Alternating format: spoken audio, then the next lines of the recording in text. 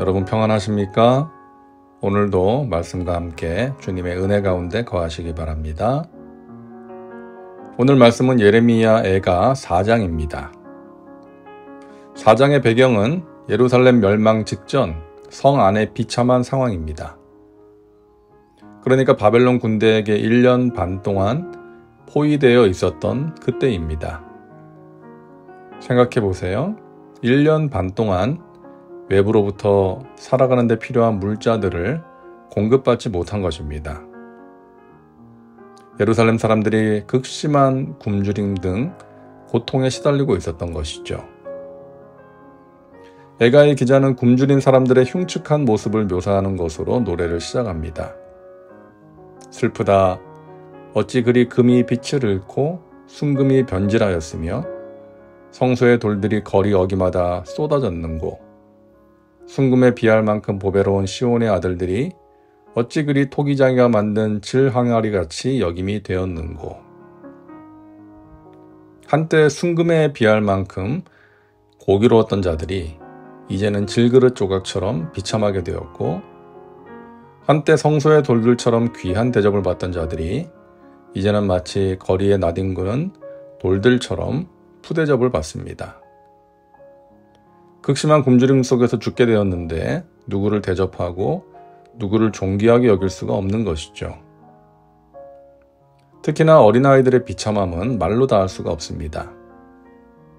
들깨들도 젖을 주어 그들의 새끼를 먹이나 딸 내 백성은 잔인하여 마치 광야의 타조 같도다.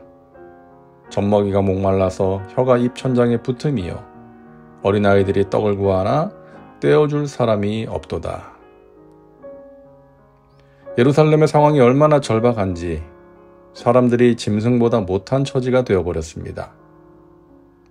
들깨들도 자식에게 젖을 주어 먹이지만 정작 인간들은 못 먹어서 젖이 말라서 자식들을 먹이지 못합니다. 마치 광야의 타조같이 잔인하게 되었다고 말합니다. 타조는 품던 알을 버리는 동물로 알려져 있습니다. 또 짝짓기 처리되면 키우던 새끼들을 방치하거나 버린다고 합니다. 그런 타조와 같이 자식을 돌보지 못하고 버리는 일이 비일비재하게 된 것이죠. 자, 더욱 충격적인 내용이 10절에 기록되어 있는데요. 딸 내 백성이 멸망할 때에 자비로운 부녀들이 자기들의 손으로 자기들의 자녀들을 삶아 먹었도다. 극심한 굶주림에 이성을 잃어버리고 자기가 사랑하고 보살피던 자식을 삶아 먹었다는 것입니다. 이런 일들은 역사에 여러 군데 기록이 되어 있고요. 모세를 통해서 경고하신 저주의 내용에도 들어 있습니다. 그야말로 끔찍한 상황이었던 것이죠. 에가의 기자는 다시 한번 왜 이런 재앙이 일어나게 되었는지를 설명합니다.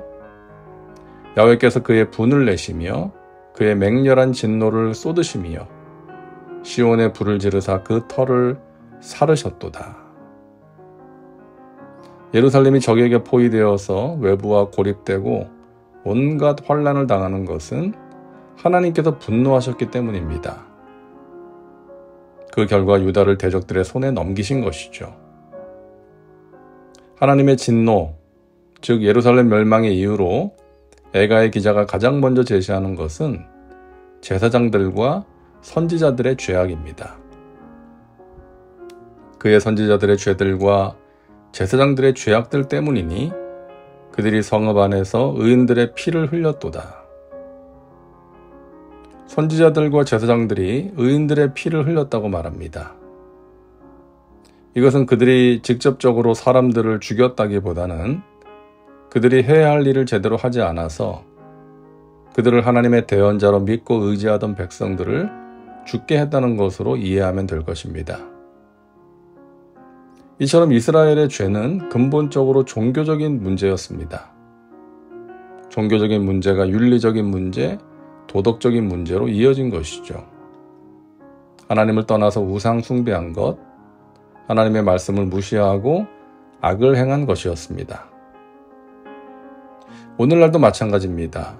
이 땅의 교회가 교회의 사명을 제대로 수행하지 못하면 사회가 깊이 타락하게 됩니다.